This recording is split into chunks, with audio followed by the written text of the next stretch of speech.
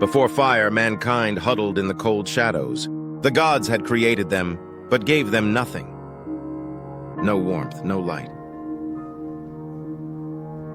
They lived like whispers, forgotten beneath the feet of Olympus.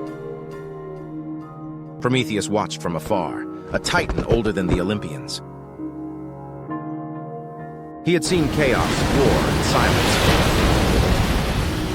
But what he saw in mankind was potential. Fragile, yes, but in their eyes he saw something the gods had forgotten: wonder. The gods had fire, sacred, eternal, burning on the peaks of Olympus.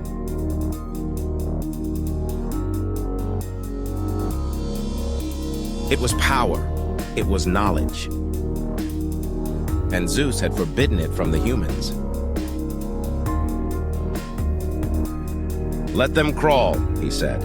"Let them suffer and obey." The divine order was built on keeping distance from the humans. Fire was not just heat.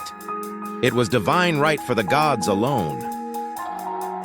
But Prometheus disobeyed. Not with swords, not with thunder, but with a spark. A single act to shatter the silence. He descended like a silent storm, through wind and cloud, through night and silence.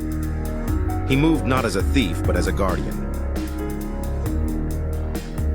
And then he gave it, fire, to hands that had never known it. It hissed and danced and flickered in the darkness. It lit eyes that had only seen stars. And mankind awakened. No longer prey to darkness, they stood tall and gathered around the light. You see, with fire came life. They cooked, shaped tools, forged weapons.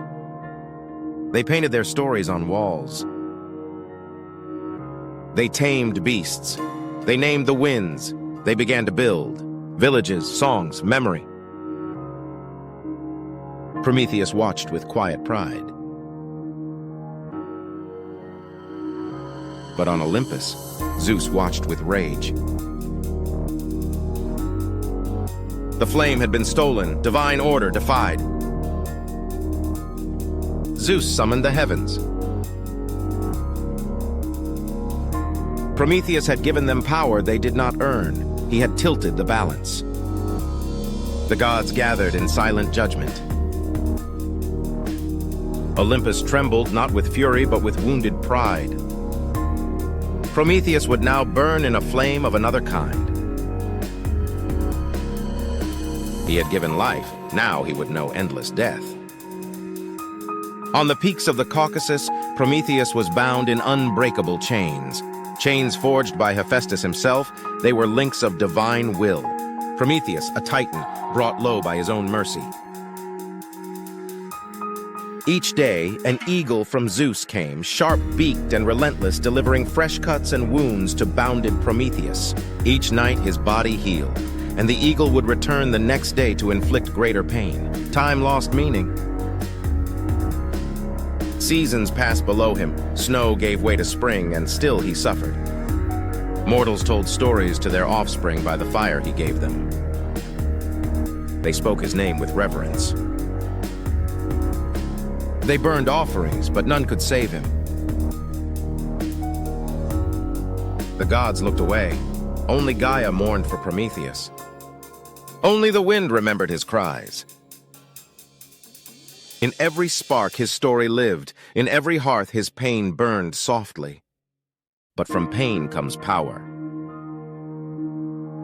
Prometheus did more than give fire. He lit something deeper, hope. The belief that even the weak could defy the mighty, that knowledge was worth the cost, that a spark could change the world. And deep in the minds of mortals, a whisper grew louder. The gods are not beyond question. Zeus's punishment did not erase the gift. The gift of fire spread across the earth. For every empire, every poem, every invention, a spark lived at its heart. Prometheus had not just given warmth, he had given evolution. And though his body suffered, his legacy burned bright.